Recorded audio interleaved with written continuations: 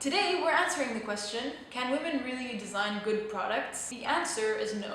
Women can't design good products, just like men can't design good products. It's people who are good at problem solving, who are good at analyzing situations, who are good at identifying problems when they're needed, and who are able to adapt solutions to different situations. These are the people who are good designers, and it doesn't matter what their gender is. Welcome to Design Education with Mia. So for the past couple of weeks, the question of gender equality was the main topic of the industrial design community on Instagram, mainly because designer TI and Yanko Design posted these stats about gender disparity and gender inequality in the design industry. And I'll just let you guys check out the comments on your own on the Yanko Design post because they are just a joke. I'm going to give you some of the statistics that were given on the post. So firstly, it said that 63% of students in design are female, and 73% of designers in the industry, professional designers, are male. So there's obviously a problem because there is interest, but there's no hiring happening. Specifically in industrial design, the industry, the professional industry, is made up of 95% male designers in the UK and 85 to 90% male designers in the US. Now, obviously, just like every other field, there's a huge wage gap. It's about 18.6% between men and women who have the same position. So that's lovely. This next part is just, I don't even know. It says that only 17% of designers in managing position are female. We need to have diversity in design teams in order to design good products and deliver good experiences. The reality is that there's a problem with hiring women because women are always seen as being weaker, being more fragile, being less hardworking, and making less sacrifices in the workplace. And that's just not true. At the same time, it can also be because women are seen as caregivers, and they might possibly get pregnant and possibly take maternity leave and possibly do it again multiple times. And the real issue there is not that women have babies. The real issue is that men aren't seen as caregivers, when we've seen time and time again that adults grow up with a lot of psychological baggage because of the fact that they didn't have their father present, because of the fact that their father wasn't as involved in their lives. To me, the answer here is quite simple. It's normalized paternity leave. It's being okay as a society with the fact that parents need to take care of their children because their children are going to lead us to the future, right? So you don't even have to imagine the society. Just look at Sweden. Sweden has 1 year paternity leave. What I'm saying is that if we have paternity leave, then there isn't this penalizing criteria that people who are hiring can use against women, because I completely understand from the point of view of a company that they would rather have someone who will always be there and not someone who they know will take time off to take care of their kids.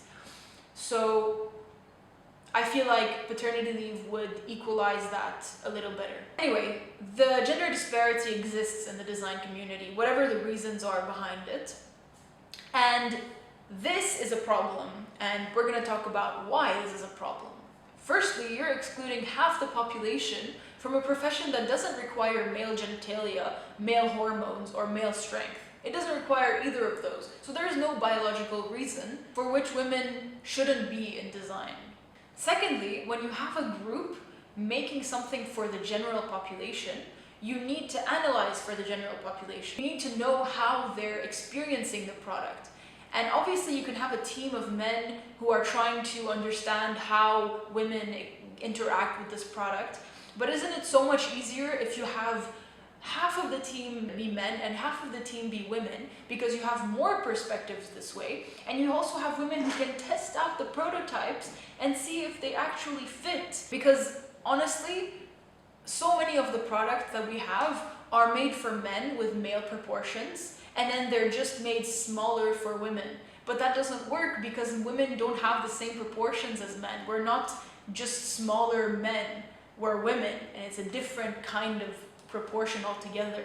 We really need to make sure that we're not excluding these people and alienating them from professions and from activities that they could do, but they're not doing because of badly adapted products. Let's look at examples now. This is quite a dangerous one. So in the UK, some female NHS workers were complaining about the PPE products and how they didn't fit, and that even the smallest sizes were not adapted to their physique. That's specifically because they are meant for men and they are just made smaller to fit women, but that doesn't work. And hence these products that are supposed to be protecting these workers, which are gloves, masks, gowns, they're not actually doing a good job at protecting because they're not made to their proportions. So how can they protect them? And this is a real issue. Another example that I was not aware of at all, and I discovered for this video, was how badly VR and augmented reality experiences are adapted to women.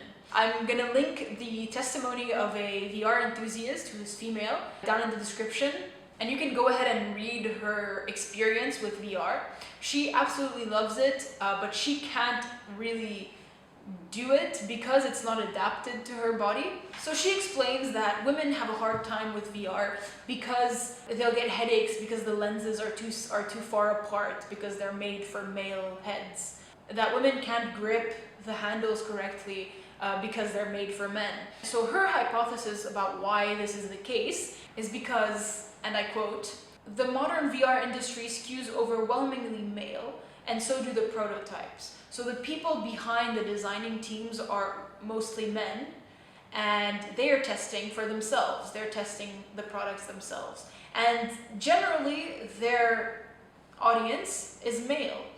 But the problem is that because of testing on men, their audience is staying male, and it's excluding women because women who try it are having bad experiences, are getting headaches from badly fitting mask and VR headset. And so they're discouraged because they think that the experience is bad because their specific experience is bad. And so it's just this kind of like vicious circle that keeps happening and happening without anyone having bad intentions, but it just happens, and we need to be careful about that." Pinkified products. Products that are for men, and they just change the orange and the black to pink and fuchsia and horribly hot pink. And it's like, do you really think that this really targets women, just doing the same thing but in pink and in slightly smaller? It's crazy to think that this is designed for women when you're just making the product in a pink version. The bottom line is, please try to catch yourself when having sexist thoughts. Try to design for everyone and not just for men. Let's try to evolve together and push the design community forward and just make experiences for everyone. Let me know what you thought about this whole thing. Do you agree or disagree with all the stuff that I just said? Let me know in the comments below. Like this video and subscribe. It would really help me out, and I'll see you later.